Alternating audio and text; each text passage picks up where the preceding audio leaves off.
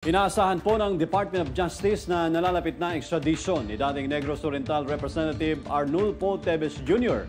mula Timor-Leste sa kabila ng hamon sa kanilang judicial system. Ang buong kwento ay hatid sa atin ni Charmaine Abong. Umaasa si Justice Secretary Jesus Crispin Remulla na malapit nang ma-extradite pabalik ng Pilipinas si expelled Negros Oriental Congressman Arnulfo Teves Jr. mula sa Timor-Leste.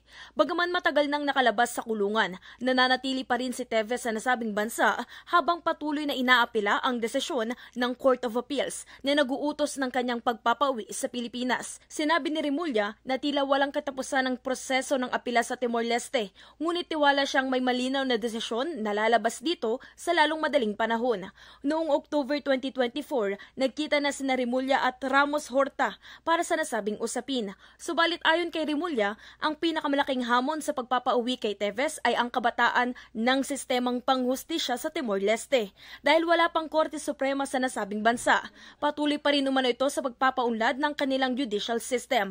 Kapag na-extradite na si Teves, mahaharap siya sa mga kasong pagpaslang kaugnay sa pagkasawi ni dating Negros Oriental Governor Roel Degamo noong March 2023.